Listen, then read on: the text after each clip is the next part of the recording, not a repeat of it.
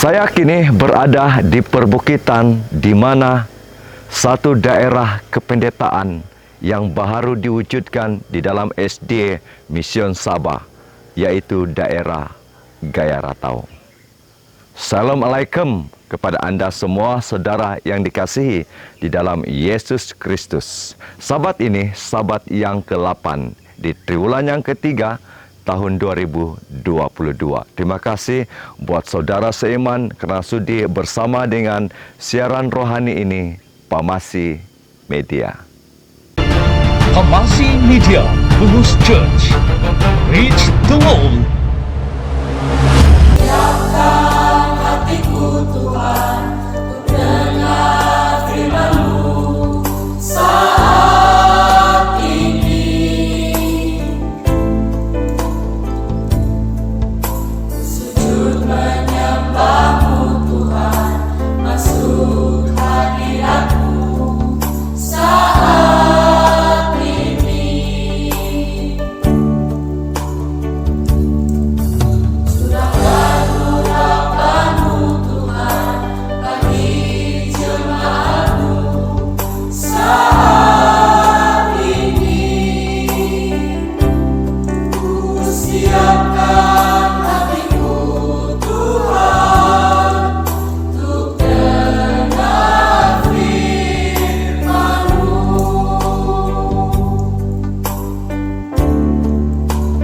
Firman-Mu Tuhan, tiada berubah. Dahulu, sekarang, selama-lamanya, tiada berubah. Firman-Mu Tuhan, menolong hidupku. Ku siapkan hatiku Tuhan untuk dengar firman-Mu.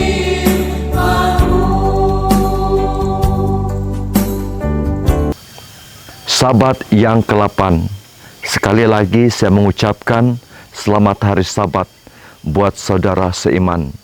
Semoga Sabat ini kita semua diberkati, sehat walafiat bersama dengan keluarga, para sahabat dan juga para jemaat.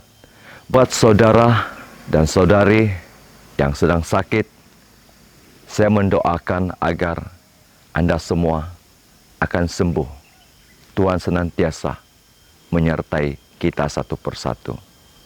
Untuk memulakan siaran rohani Pamasi Media pada Sabat ini, 3 lagu pujian akan kita nikmati bersama. Lagu yang pertama akan disampaikan oleh duet daripada adik-beradik Cikgu Nick Walton dan juga Cikgu Nicole Walton daripada Gereja SDA Kapah, Tamparuli. Lagu kedua akan disampaikan secara instrumental oleh Elder Doni dan juga Cikgu Junior daripada Gereja Bundu Tahuri Gaya Ratau. Dan lagu terakhir akan disampaikan oleh Three Angel daripada Gereja SDA Puhus Gaya Ratau, Tamparuli. Saya mempersilakan 3 lagu pujian di awal siaran pada Sabat ini.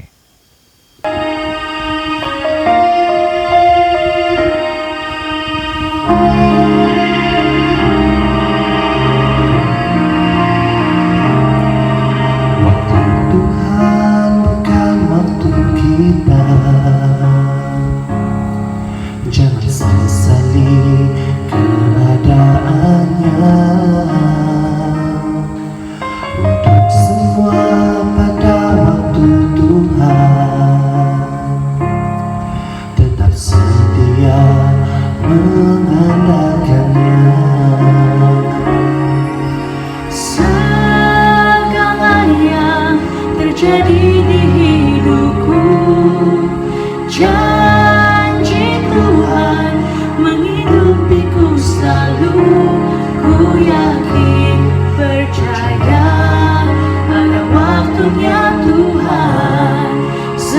semuanya indah pada waktunya.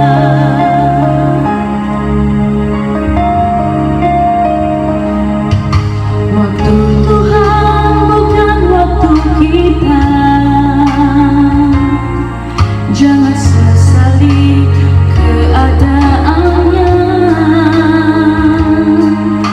Untuk semua pada waktu Tuhan, tetap setia mengandalkannya.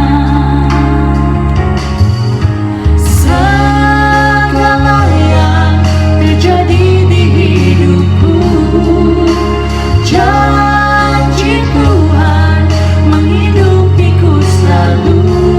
Ku yakin percaya ada waktunya Tuhan, semuanya indah pada waktunya. Segala yang terjadi di hidupku, janji Tuhan menghidupiku selalu. Ku yakin percaya ada waktunya Tuhan, semua akan indah pada waktunya. Ku yakin percaya Ada waktunya Tuhan, semua akan indah pada waktunya.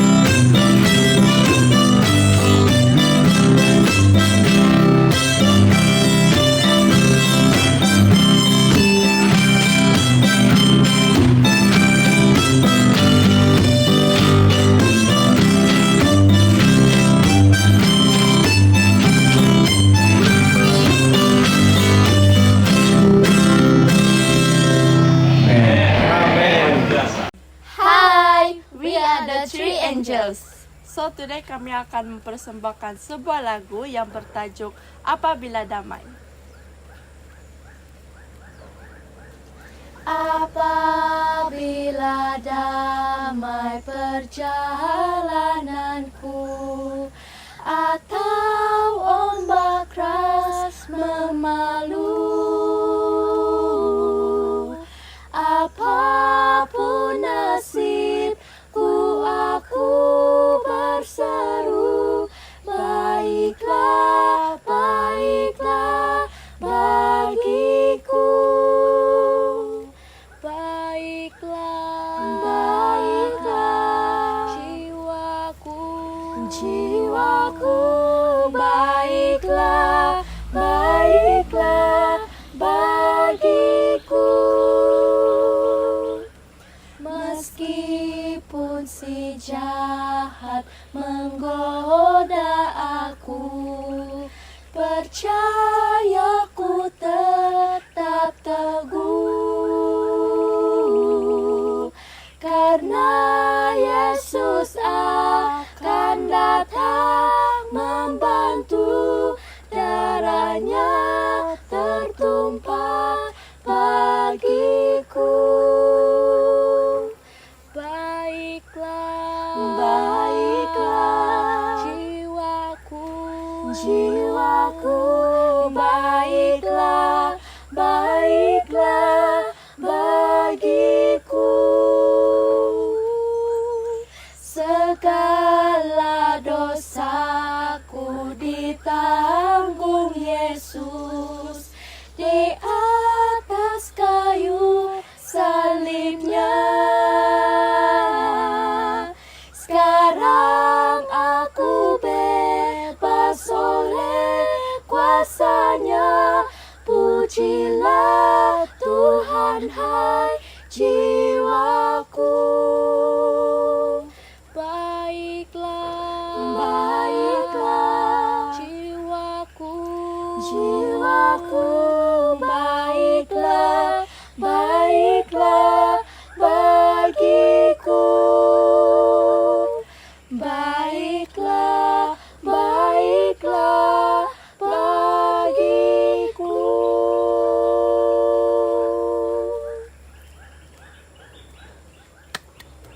Amin. Dengan semua lagu yang sudah kita nikmati di awal siaran pada Sabat ini. Lagu yang seterusnya saya menjemput Odell Group daripada Gereja Bundut Tahuri, dan lagu ini direkam semasa penutupan KKR Gereja SD Kitompu pada minggu lepas. Dan sebaik sahaja lagu ini saya akan memimpin saudara dan saudari di dalam doa. Odell Group, saya persilakan. Tajuk lagu kami adalah Just As I Am, sebagaimana aku ada.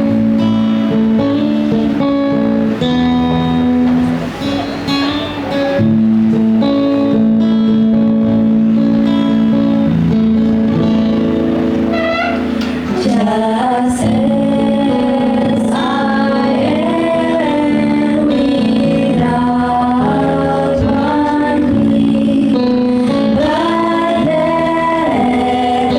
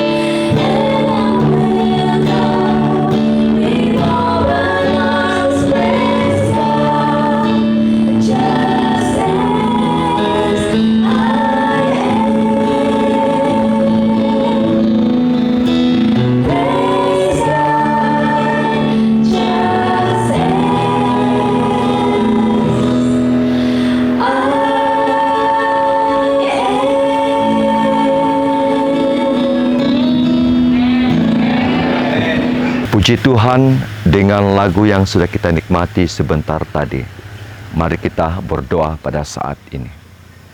Maha besar Allah Bapa yang penuh kasih di dalam kerajaan sorga, kami datang ke hadirat Tuhan karena kami berdosa. Kami mau terus mengandalkan Tuhan dalam kehidupan kami, supaya kami senantiasa diperkuatkan dan kami senantiasa menang di dalam pergumulan kehidupan kami di dunia ini. Hanya Engkau saja Tuhan untuk kami bergantung di dalam kehidupan kerohanian kami. Ampunilah dosa kami ya Tuhan. Kiranya siaran rohani Pemasih Media di Sabat ini akan membawa berkat kepada setiap satu yang menonton, agar menjadi kekuatan kepada iman percaya kami. Di dalam nama Yesus kami berdoa. Amin. Sebentar lagi kita akan mendengar berita mision yang disiarkan melalui siaran rohani ini. Saya mempersilakan adik Grace Pius untuk menyampaikan berita mision pada Sabat ini. Saya mempersilakan Grace Pius. Selamat pagi dan selamat hari Sabat kepada kita semua. Tajuk cerita mission pada Sabat ini bertajuk Di Bawah Pohon Mangga, yang disampaikan oleh Carla yang berasal dari Brazil. Pastor gereja telah membuat khotbah rayuan yang Carla tidak dapat tolak. Kawan-kawan, katanya, selama 2 tahun saya mencari seseorang untuk membantu mendirikan gereja di luar bandar kita. Saya tahu bahwa tempat itu jauh dari bandar. Saya tahu bahwa sukar untuk pergi ke sana. Saya tahu bahwa kawasan itu tidak mempunyai kemudahan bandar. Tetapi jika bukan kita yang menjangkau saudara-saudara kita di luar bandar di sana, siapa lagi? Carla, seorang dokter gigi, baru-baru ini berpindah bersama suaminya ke barat laut Brazil. Dia berdoa agar Tuhan menggunakan dia untuk kemuliaannya. Rayuan pastor itu melekat dalam pikirannya. Dia mau menanam gereja di luar bandar. Dia memutuskan untuk meletakkan kotak kayu di gereja untuk orang ramai memasukkan derma untuk proyek itu. Setahun berlalu, Carla memutuskan untuk mencari seseorang sebidang tanah untuk gereja baru itu. Tetapi lot tanah di luar bandar semuanya sangat mahal. Kemudian dia terjumpa sebidang tanah yang menarik di jalan utama sebuah bandar. Dia mendengar bahwa tanah itu ditawarkan pada harga yang rendah. Dia menemui pemilik tanah itu. Pemilik itu menawarkan untuk menjualnya hanya dengan harga 335.000 rial Brazil. Dia tidak mempunyai uang, tetapi dia masih berani untuk membuat tawaran balas. Jika kami memberi Anda bayaran pendahuluan sebanyak RM3.933, adakah Anda memberanikan diri untuk membayar selebihnya secara ansuran? Dia bertanya. Berapa banyak ansuran bulanannya Anda akan buat? Dia tanya. Kami hanya boleh membayar Anda RM393 sebulan, katanya. 60 ansuran, dia berseru. Anda mahu membayar tanah itu selama 5 tahun, saya akan muflis pada masa itu.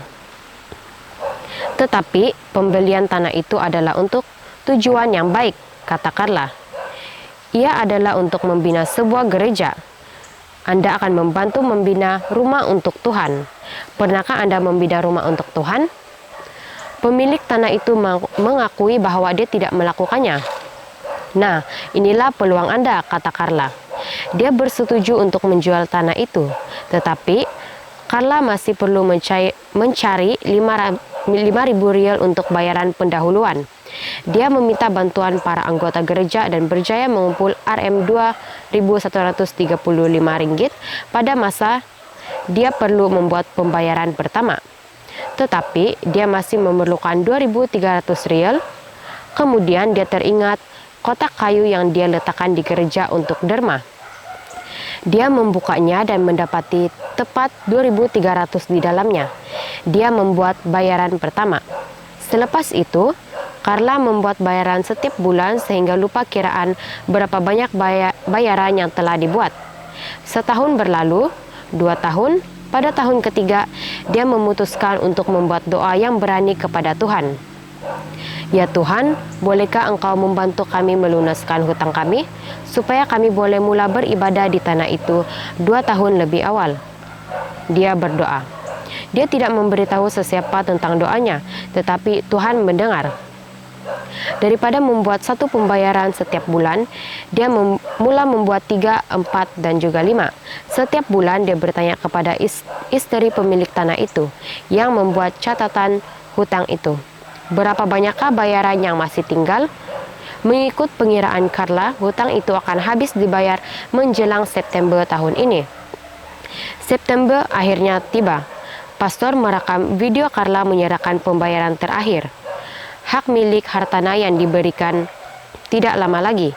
Carla pulang dengan penuh kegembiraan yang tidak dapat digambarkan. Tetapi di rumah dia berasa tidak senang. Hati nuraninya seolah-olah bertanya, "Carla, berapa banyakkah pembayaran yang telah kamu buat?" Dengan berat hati dia mengira kertas pembayaran. Dia hanya membuat 48 pembayaran. Dia berasa sangat kecewa. Masih ada setahun lagi hutang yang harus dibayar. Dengan penuh kesedihan dia melaporkan kesilapan itu kepada pemilik tanah tersebut. Sabat berikutnya, guru sekolah Sabat mengeluarkan cabaran kepada kelas. "Saya akan edarkan sekeping kertas," katanya. "Tuliskan sesuatu yang kelihatan mustahil yang Anda ingin capai sebelum akhir tahun." Carla menulis, "Bayar habis tanah untuk gereja." Matlamat itu kelihatan mustahil.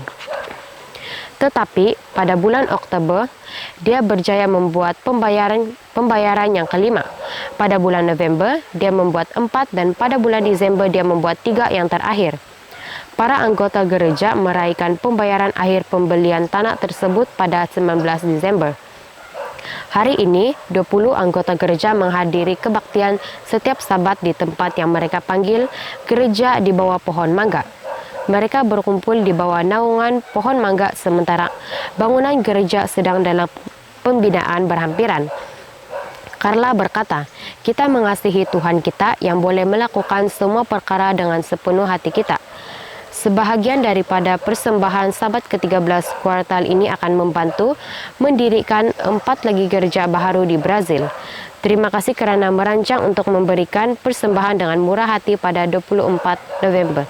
Itu sahaja cerita mission pada Sabat ini. Terima kasih dengan Cik Grace Pius dengan berita mission yang sudah kita nikmati pada Sabat ini. Puji Tuhan, satu cerita yang memberi kekuatan, semangat, inspirasi rohani buat kita semua. Bentar lagi kita akan menikmati satu lagi lagu pujian, dan kali ini akan disampaikan oleh pelayanan wanita daerah Kapa. Dan selepas sahaja lagu ini, saya mempersilakan adik Nelviani Yasli untuk memimpin kita di dalam doa. Saya persilakan saat ini pelayanan wanita daerah Kapa, Tamparuli.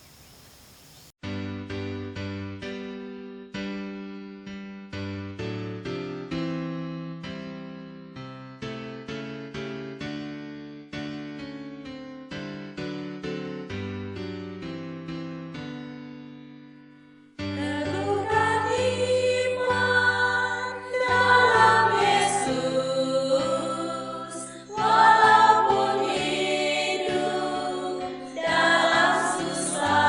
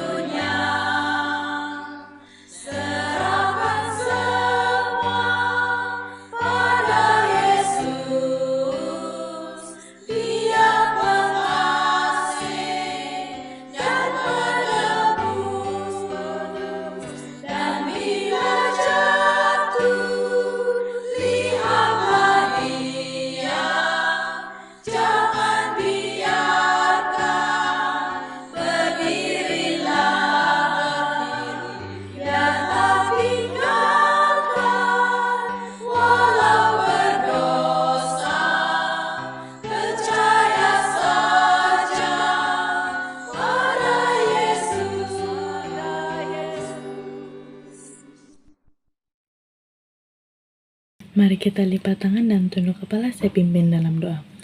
Tuhan yang bertakhta dalam kerajaan surga, kami memuji dan bersyukur pada saat ini kami dapat berbaktis secara maya maupun di gereja.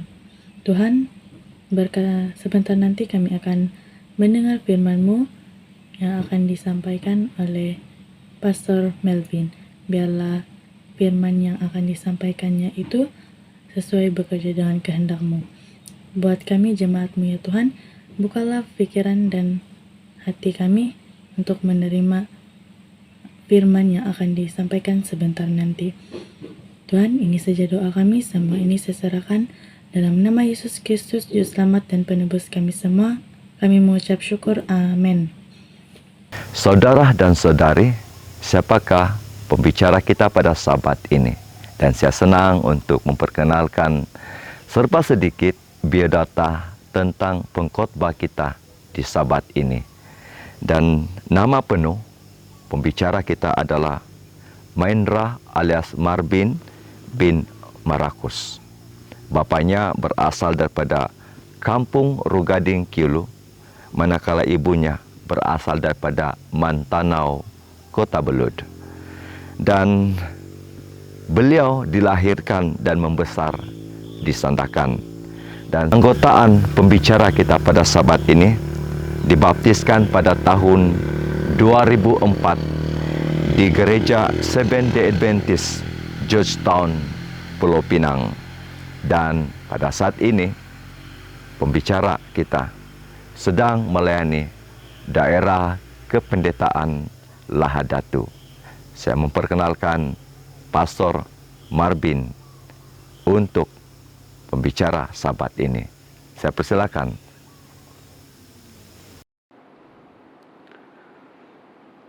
Salam damai semua.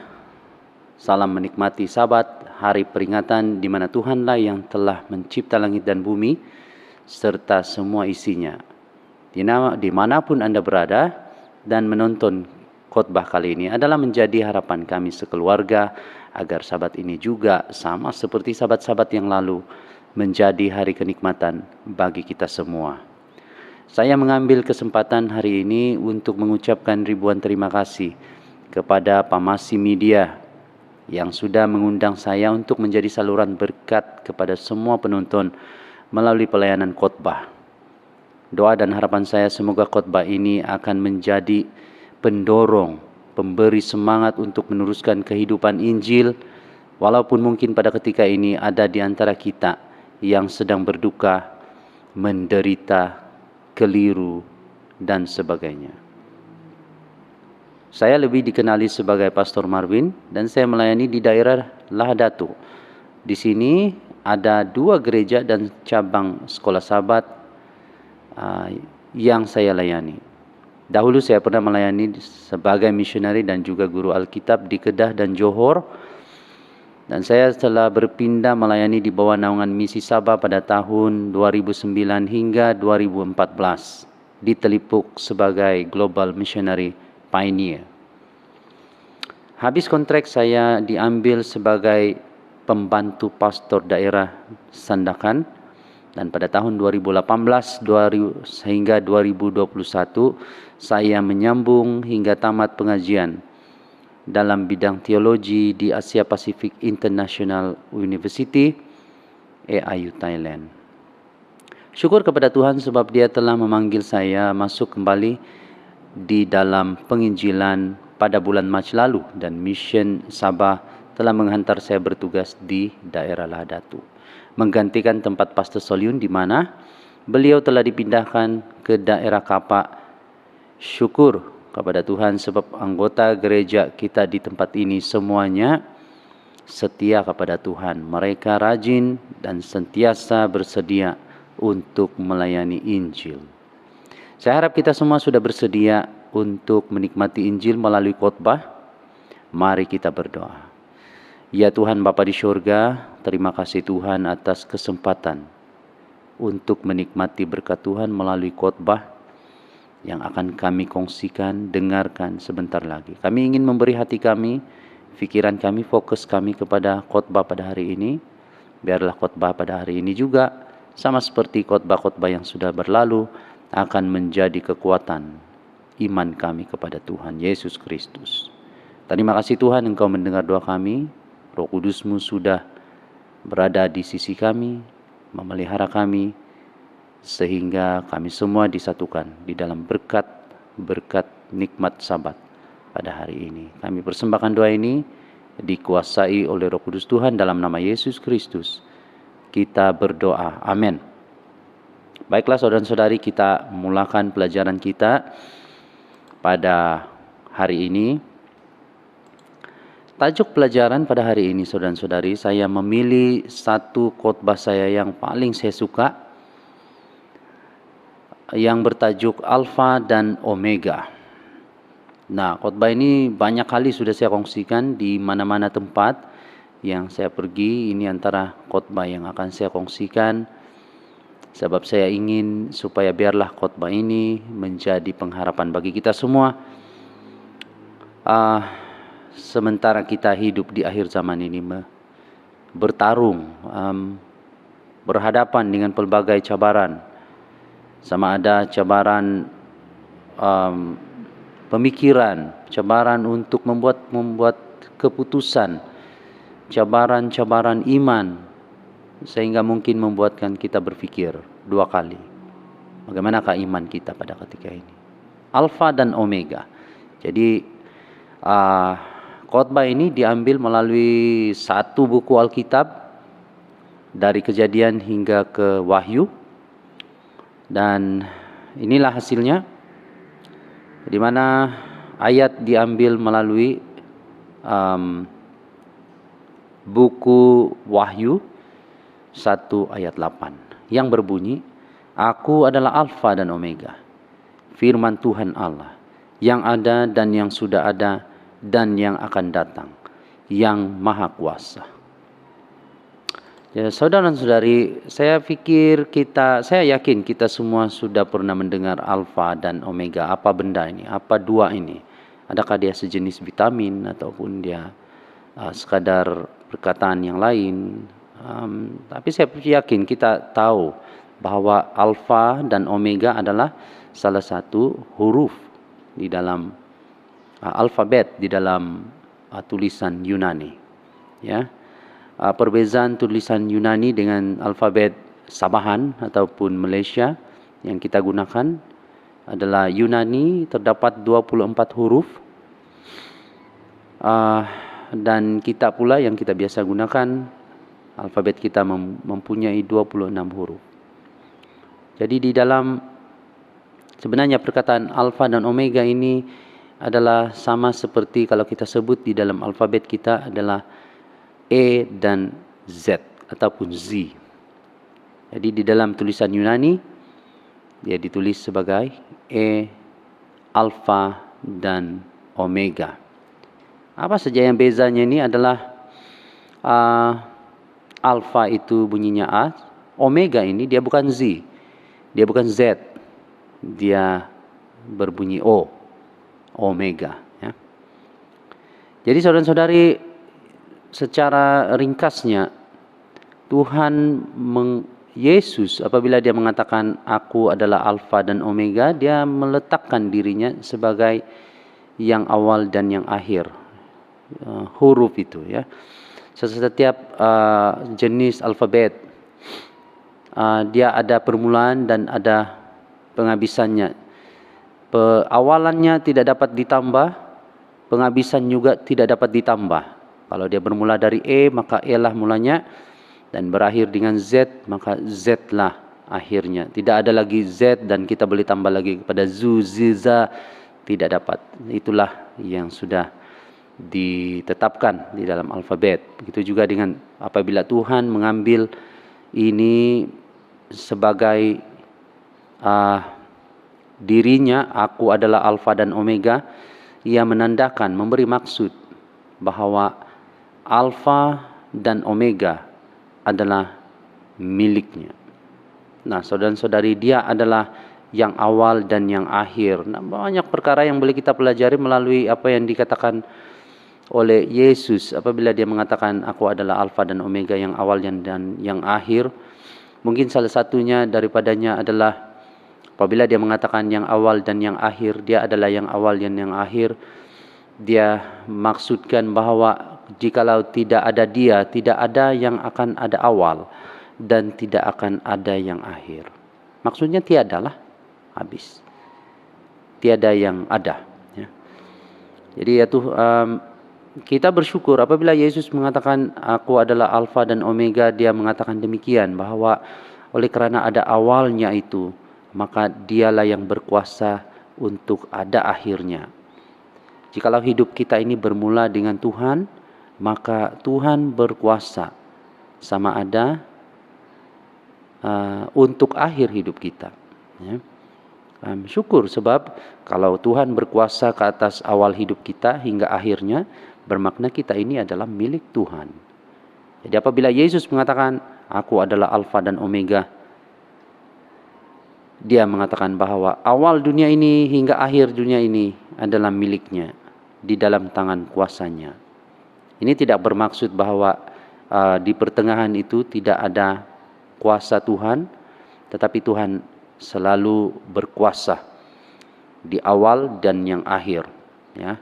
Di tengah-tengah boleh diisi dengan pelbagai apa saja kita boleh isi. Iblis boleh mengisi dengan kesakitan, dengan kesedihan, tetapi Tuhan mengatakan yang awal dan yang akhir dia sudah tetapkan. Mari kita lihat bagaimana kuasa awal dan akhir ini menjadi penghiburan bagi kita semua sebagai umat Kristian. Nah, saudara-saudari, kita melihat tentang buku Wahyu, walaupun buku khotbah pada hari ini adalah mengenai satu buku Alkitab yang dipendekkan, tetapi kita melihat buku Wahyu sebab kita akan melihat merujuk ayat Alfa dan Omega ini terdapat di dalam buku Wahyu. Nanti kita akan dengar bahwa Alfa dan Omega, awal dan akhir ini sebenarnya berada juga di dalam Perjanjian Lama. Tetapi pada waktu ini kita pergi kepada Wahyu. Wahyu, saudara-saudari, adalah ditulis oleh salah seorang murid Yesus, yaitu Yohanes. Itu tidak dapat dipertikaikan. Kalau ada pertikaian pun, yang paling penting adalah buku Wahyu ini sudah ditulis. Buku Wahyu ditulis, Yohanes menulis buku Wahyu apabila dia dipenjarakan di Pulau Patmos. Nah, saudara-saudari, Pulau Patmos sekarang kalau kita Google ataupun kita melihat Google image, kita dapati bahwa Pulau Patmos pada waktu ini menjadi salah satu pusat pelancongan, peranginan yang indah. Tetapi saudara-saudari, pada waktu zaman Yohanes dibuang di Pulau Patmos, dipenjarakan di tempat itu, ditahan. Pulau Patmos bukanlah satu tempat yang diingin-inginkan, dicita-citakan. Tidak, saudara-saudari. Pulau Patmos ini dia berukuran lebih kurang 12 km darab dengan 7 km persegi. Yohanes dipenjarakan oleh kerana dua hal penting. Yang pertama, dia dipenjarakan kerana firman Allah dan kesaksian tentang Yesus di dalam Wahyu 1 ayat 9. Dan yang kedua adalah kesaksiannya tentang perkataan amin. Ya. Amin ini bermaksud truth, faithful, ataupun kebenaran dan kesetiaan. Amin ini, perkataan amin, di dalam Perjanjian Lama, Yesaya 16 ayat 5, Yesaya 65 ayat 16, sebenarnya perkataan amin ini adalah satu title kepada Yahweh, Tuhan, ya, Tuhan pencipta langit dan bumi. Namun di Perjanjian Baru di dalam buku Wahyu, ternyata bahwa Yohanes mengambil title amin ini kepada Yahweh, diletakkannya kepada Yesus Kristus, yaitu di dalam Perjanjian Lama, amin sebagai title Tuhan pencipta langit dan bumi. Di dalam penginjilan Yohanes, amin ini dia apply-kan kepada Yesus Kristus. 2 Korintus 1 ayat 20. Pada tahun 95, AD 95, pada waktu ini dipercayai Emperor Nero ataupun Domitian Roma terhadap siksaan daripada dua emperor ini terhadap umat Kristen, ya, sama ada Nero ataupun Domitian. Dua-dua mereka ini dipercayai adalah emperor-emperor yang begitu bengis, khususnya kepada umat Kristen. Yohanes juga dipenjarakan di Pulau Patmos sebab agama Yahudi maupun pengikut Yesus Kristus yang lain, Kristen yang lain, memburu kegiatan-kegiatan penyembahan umat-umat Kristen, termasuk Yohanes. Jadi seperti yang saya katakan, Pulau Patmos pada waktu itu bukanlah tempat yang disenangi dan bukanlah tempat juga yang dikehendaki. Jadi saudara-saudari, kita pergi juga lagi kepada Wahyu. Perkataan wahyu adalah dalam Greeknya dipanggil apokalipsis, ataupun dalam English unveiling, ataupun yang kita paham, saya boleh katakan bahwa unveiling ini bermaksud sewaktu kita melihat pengantin baru berkahwin di dalam gereja, apabila mereka sudah diberkati dan menjadi pengantin, menjadi pasangan suami istri, maka suami akan unveiling pudra ataupun tudung yang menutup wajah istrinya, sehingga dia benar-benar melihat dan mengatakan, ya, dialah istri saya. Ya, itulah unveiling, di mana wahyu ini bermaksud unveiling, kita membuka sesuatu yang samar-samar, dan sudah dibuka maka kita dapat melihat yang sebenar. Siapa yang kita lihat sebenarnya? Adalah Yesus Kristus. Jadi wahyu adalah buku tentang melihat Yesus Kristus. Siapa dia sebenarnya? Di dalam perjanjian lama hingga di dalam perjanjian baru, khususnya sepanjang sejarah dunia ini. Wahyu juga adalah terdapat banyak simbol-simbol ketuhanan, dan saya dapati ianya melebihi daripada Trinity. Nanti kita lihat simbol-simbol ketuhanan. Wahyu adalah untuk memberi keyakinan iman umat-umat Tuhan yang menderita penganiayaan karena firman yang mereka pertahankan, kongsikan. Keyakinan iman Tuhan, umat-umat Tuhan yang menderita penganiayaan karena firman Tuhan, Taurat, dan kesaksian Yesus Kristus. Wahyu juga adalah untuk memberi keyakinan iman bahwa Yesus Kristus menggenapi nubuatan Tuhan di Kejadian 3 ayat 15. Ya, saya percaya kita masih ingat apa itu Kejadian 3 ayat 15. Wahyu juga adalah kesaksian Yesus Kristus sendiri. Kita dapat melihat dalam Wahyu 22 ayat 20. Dan wahyu kita dapati bahwa hari Tuhan, yaitu hari Sabat, menjadi meterai bahwa message ini adalah milik pencipta.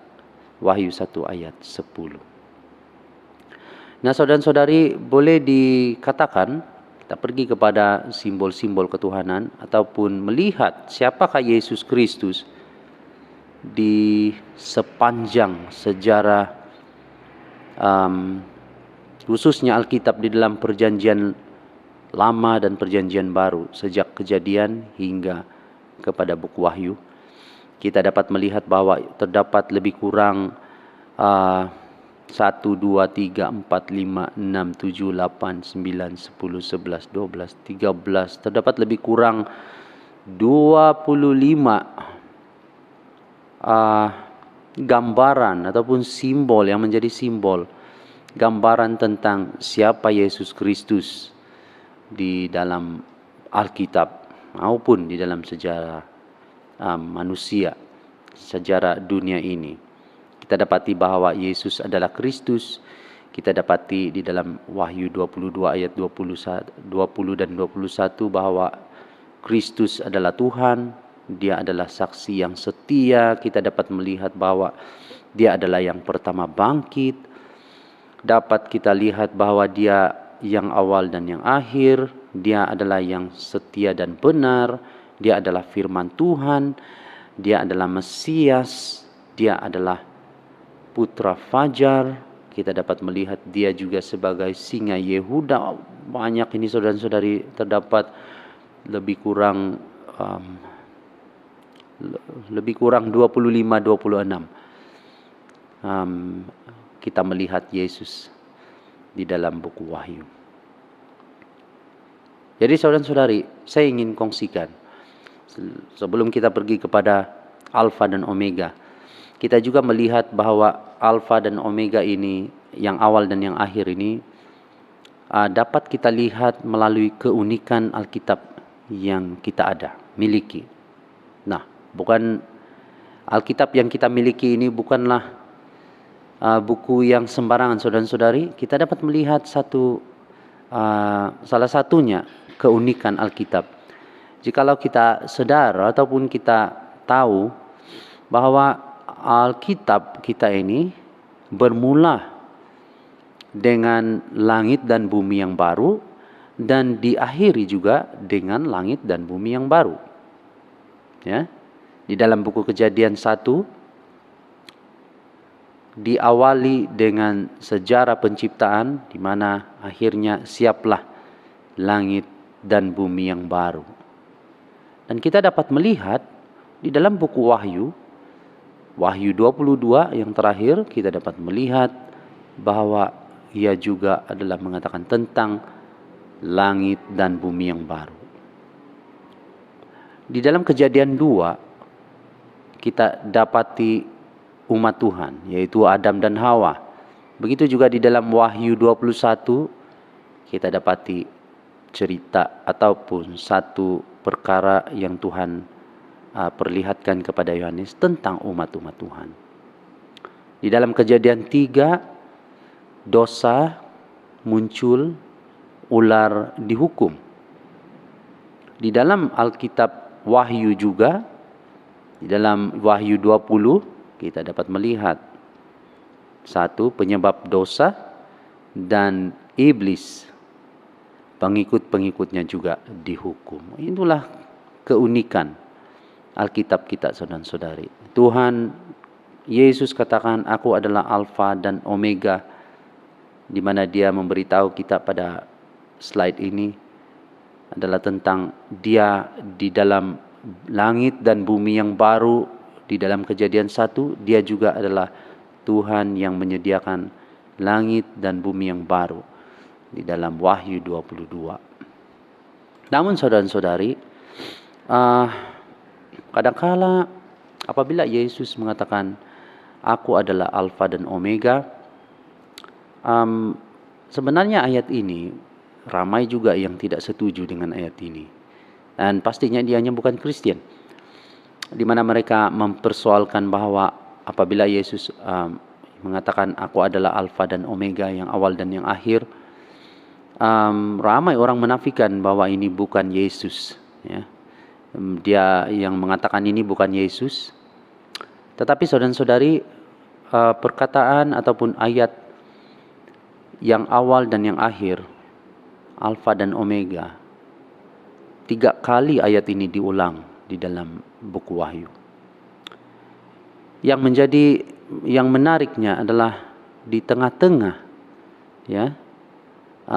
Aku adalah Alfa dan Omega yang pertama, aku adalah Alfa Omega yang kedua, aku adalah Alfa Omega yang ketiga. Yang di tengah-tengahnya ini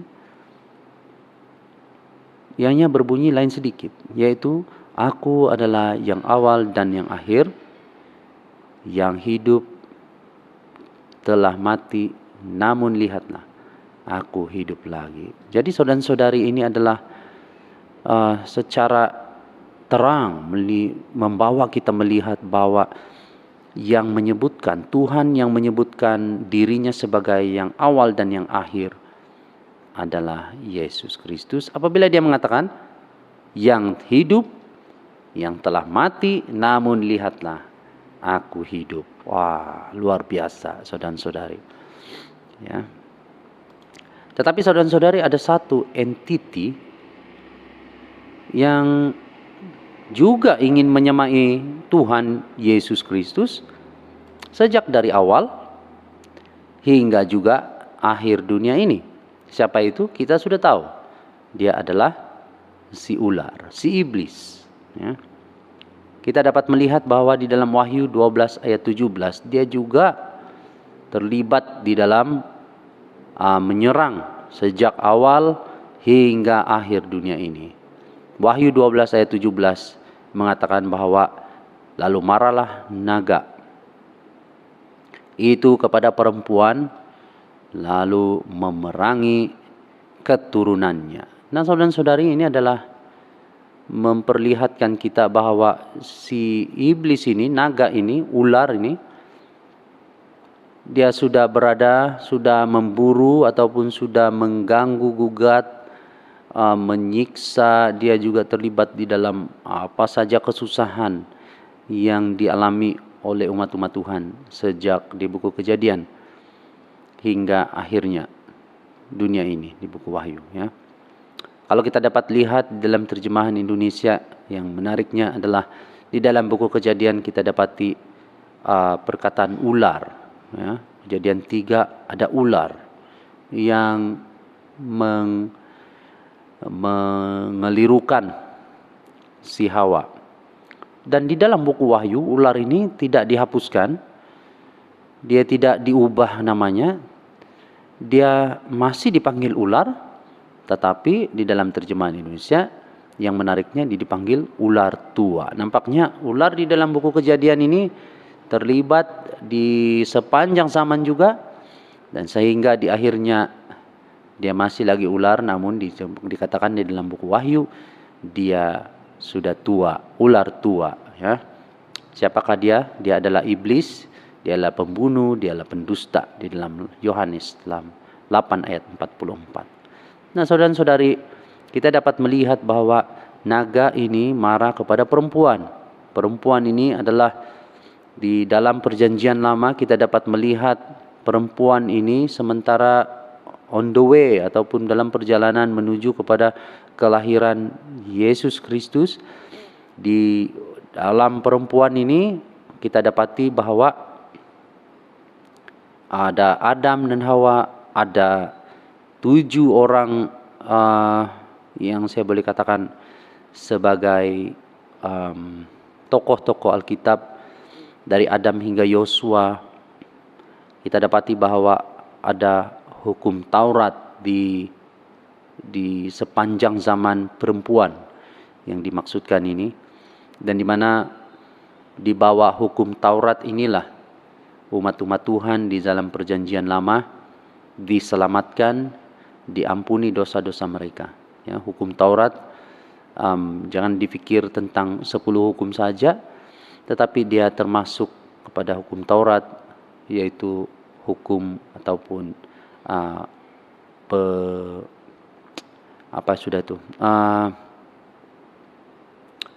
korban-korban bakaran, ya, hukum-hukumnya diberikan. Dan umat-umat Tuhan di dalam perjanjian lama mengimani hukum Taurat ini sebagai penyelamat mereka, dan hukum Taurat ini ditulis di loh batu. Naga ini marah kepada perempuan, maka dia memerangi keturunan, yaitu apabila di bawah keturunan ini pula di dalam perjanjian baru kita dapati bahwa keturunan itu dimaksudkan adalah Kristus, dan selepas Kristus, Yesus Kristus, selepas dia maka ada 7 lagi juga gereja yang disebutkan di dalam Wahyu 7, yaitu dari Efesus hingga ke gereja ataupun jemaat di Laodikia. Kita dapat melihat di dalam Wahyu 7 ayat 4 tentang 144.000, dan kita dapat tahu bahwa begitu detail nomor ini adalah tentang umat-umat Tuhan di dalam perjanjian lama, yaitu suku kaum Israel. Tetapi di dalam perjanjian baru, dan kita termasuk di dalam golongan orang banyak di dalam Wahyu 7 ayat 9, ya, di mana kita ini berdiri di atas batu karang. Apa itu batu karang? Di dalam Matius 16 ayat 18 Batu karang yang dimaksudkan sini adalah kesaksian Yesus. Ya, kita hidup, iman kita berdiri di atas batu karang sebagai orang-orang di dalam perjanjian baru, sehinggalah kepada kita. Nah, jadi di dalam perjanjian lama, umat-umat Tuhan berdiri diselamatkan melalui hukum Taurat, batu loh. Di dalam perjanjian baru, umat-umat Tuhan selamat karena kesaksian Yesus Kristus. Nah, ini bukan meniadakan hukum Taurat, bukan juga tidak bermaksud untuk mengubah apa yang kita percaya, di mana hukum Taurat kalau dikatakan di dalam Yesaya didapati bahwa hukum Taurat ditulis di dalam hati umat-umat Tuhan. Jadi kita dapati bahwa hukum Taurat sebagai hubungan melalui perbuatan. Di dalam perjanjian baru hingga kepada zaman kita ini, hukum Taurat itu bukan ditiadakan, tetapi ianya menjadi lebih dekat di dalam hati kita, di mana ianya ditulis di dalam hati kita, saudara-saudari. Ya. Kita juga dapat melihat dua paralel ini apabila Yohanes mengatakan di dalam Wahyu 7 ayat 4 dan 8 bahwa Yohanes mendengar, yang melambangkan perjanjian lama, ya. Dan kita lihat di dalam Wahyu 7 ayat 4 hingga 8 ini, kita dapati bahwa terdapat 12 keturunan suku Israel, ya, perjanjian lama 144.000. Kita melihat mereka ini adalah suku Israel, 12 suku Israel. Namun saudara-saudari, di manakah kita sebagai yang bukan suku Israel? Saya percaya kita ini bukan orang Yahudi.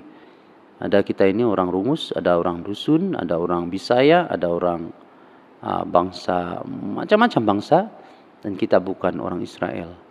Di manakah kita? Adakah kita termasuk di dalam kerajaan surga? Ya, Yohanes mengatakan dia melihat di dalam Wahyu 7 ayat 9 hingga 10, dia melihat yang melambangkan perjanjian baru, ya. Dia melihat anak domba, dia melihat Tuhan, dia melihat 12 rasul, dia melihat orang banyak, ya. Dan dia melihat segala bangsa, suku, kaum, dan bahasa. Jadi saudara-saudari, syukur kepada Tuhan sebab kebenaran Injil ataupun kebenaran Alkitab tidak diam di dalam bangsa, suku, kaum, bangsa Israel saja, tetapi ianya dibuka kepada semua orang, segala suku bangsa, segala suku, kaum, bahasa, sehingga semua orang di muka bumi ini mempunyai peluang pengharapan keselamatan yang disediakan oleh Yesus Kristus. Nah, adakah perkataan ataupun ayat "Aku adalah awal dan akhir, aku adalah Alfa dan Omega" ini terdapat hanya di dalam buku Wahyu, di dalam perjanjian baru? Ternyata tidak, saudara-saudari. Di dalam buku perjanjian lama, Tuhan juga ada mengatakan demikian. Tuhan pencipta langit dan bumi. Nah, Yesus Kristus mengambil ini, mengaplikasikannya di dirinya sebagai Tuhan. Di dalam Wahyu 1 ayat 8, dia mengatakan yang ada dan yang sudah ada dan yang akan datang. Wahyu 21 ayat 6, yang awal dan yang akhir. Yesus mengatakan di dalam Wahyu 22 ayat 13, dialah yang pertama dan yang terkemudian. Di dalam perjanjian lama, Tuhan Yahweh mengatakan di dalam Yesaya 43 ayat 10 berbunyi, sebelum aku tidak ada Allah dibentuk dan sesudah aku tidak akan ada lagi. Di dalam Yesaya 44 ayat 6, akulah yang terdahulu dan akulah yang terkemudian. Di dalam Mazmur 20 ayat 90 ayat 2, Engkaulah Allah tanpa awal dan tanpa akhir. Oh, luar biasa saudara-saudari. Jadi saudara-saudari, di sepanjang hidup kita ini, sementara kita menanti kedatangan Yesus Kristus, iblis, setan, ular tua, naga 666, ya, 555 buku hutang kita itu, ya. Semua ini, iblis, setan, ular, naga 666, mereka ini boleh saja mengisi atau meletakkan dalam hidup kita sama ada kesusahan, penyakit, kesedihan, dan kematian di sepanjang hidup ini, di sepanjang zaman ini.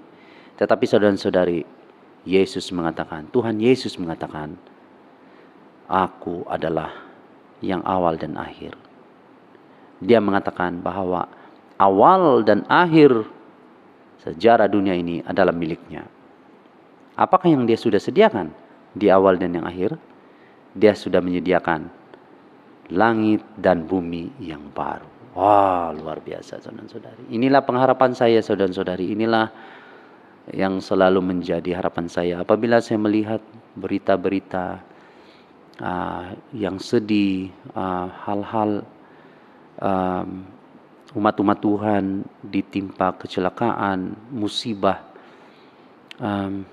Ini menjadi kekuatan saya saudara-saudari apabila Tuhan Yesus mengatakan yang awal dan yang akhir adalah miliknya, di mana yang awal dan yang akhir ini dia sudah sediakan yang terbaik bagi kita, yaitu langit dan bumi yang baru. Jadi saudara-saudari, jemputan saya pada khotbah kali ini, saya ingin katakan kepada kita semua, kekallah di pihak Tuhan. Bagaimanapun kesusahan kita, bagaimanapun kesedihan kita, apapun yang melanda hidup kita, saudara-saudari, kekallah di pihak Tuhan, sebab dialah yang memiliki yang awal dan yang akhir, yang dia sediakan dahulu di waktu di dalam Kejadian, langit dan bumi yang baru, yang begitu baik.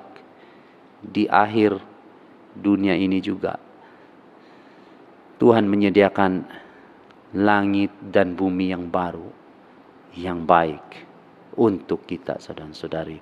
Dialah kekuatan dan dialah kemenangan yang sudah tersedia bagi kita saudara-saudari. Jadi saya harap saudara-saudari, khotbah pada hari ini sekali lagi akan terus menjadi dorongan kita semua, menjadi semangat baru bagi kita semua untuk terus meneruskan kehidupan kita. Ya, memang kita akan melalui masa-masa sedih, melalui masa-masa sakit, ya, melalui masa-masa di mana hidup ini akan berakhir, kematian. Melihat semua ini berlaku di sekeliling kita, tetapi saudara-saudari, kekallah di pihak Tuhan, sebab dialah kemenangan kita. Dia pernah melakukan, mencipta langit dan bumi, dan dia berjanji, dan sudah pasti janji itu, di mana dia juga menyediakan langit dan bumi yang baru kepada kita. Inilah harapan saya, doa saya kepada kita semua, agar kita kekal setia kepada Tuhan.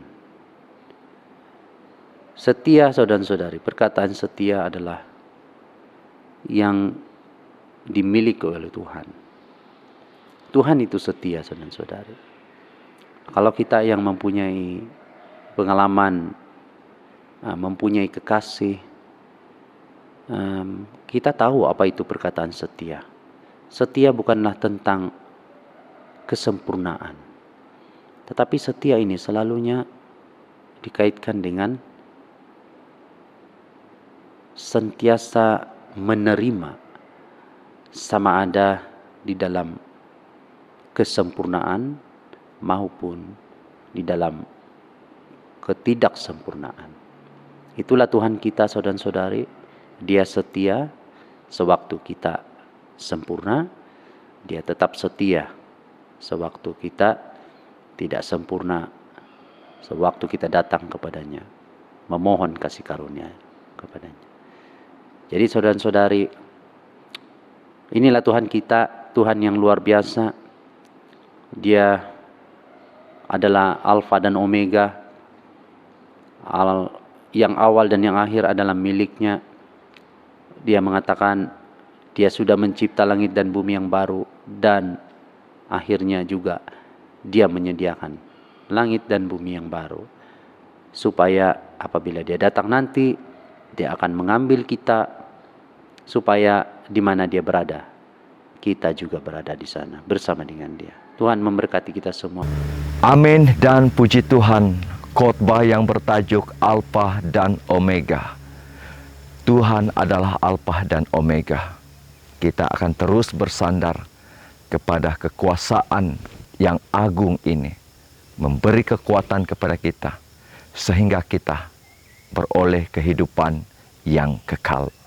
Saudara dan saudari, sebuah lagu akan kita nikmati. Saya mempersilakan Pastor Olan dan Cik Lala untuk menyampaikan lagu pujian di siaran selepas khotbah pada Sabat ini. Saya mempersilakan, dan sejurus selepas lagu ini, Pastor Marvin akan sekali lagi memimpin kita di dalam doa.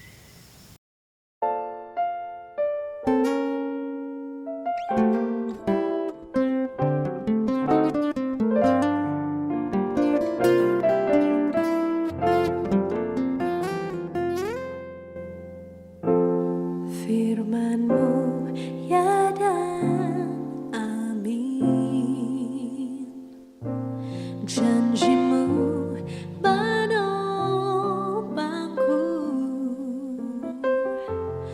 berjalan bersamamu di setiap musim hidupku. Yesus, aku cinta padamu. Yesus, tetaplah bersamaku. Tiada yang dapat menggantikanmu. Engkaulah jaminan hidupku.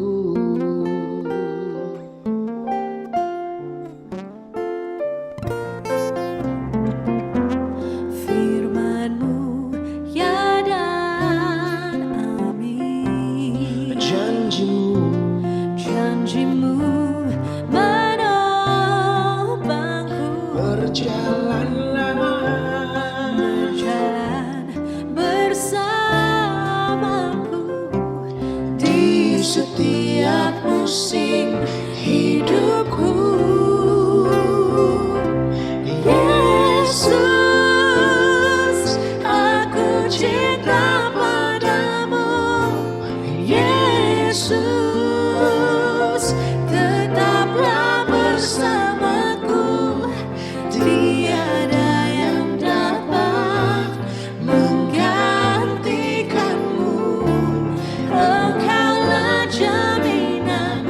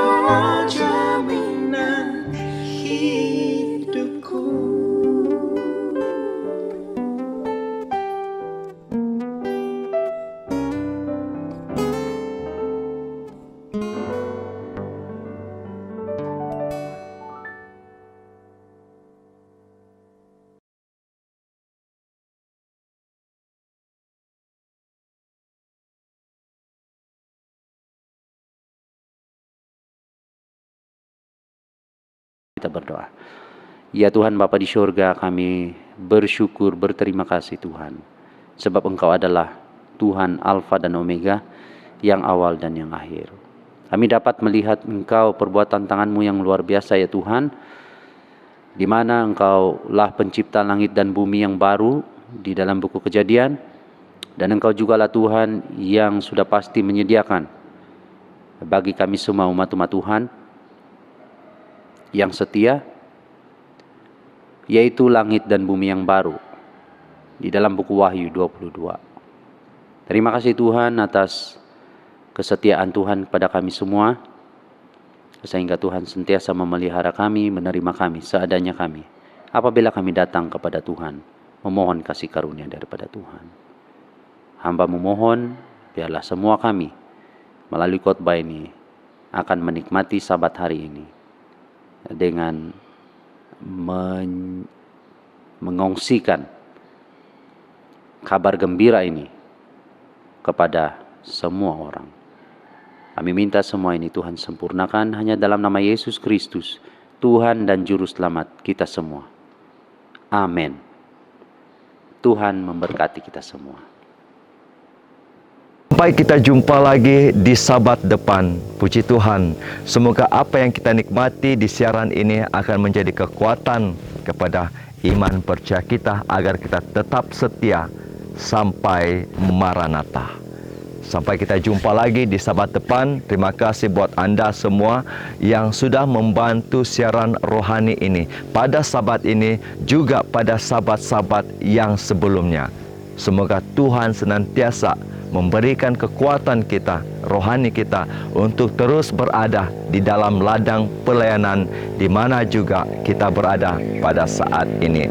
Saya akan akhiri pertemuan kita pada Sabat ini dengan sebuah lagu yang disampaikan oleh para belia semasa malam yang ke-9 KKR Gereja SDA Kitompu. Kita jumpa lagi Sabat depan, Sabat ke-9. Assalamualaikum. Bye-bye. Hidup di dunia tak pernah bebas, ada saja duri kehidupan. Itulah hidup di dalam dunia, kita harus selalu bersabar. Namun dalam kasih Tuhan, kita tidak akan melata. Dengan Tuhan kita pasti selalu ada pengharapan.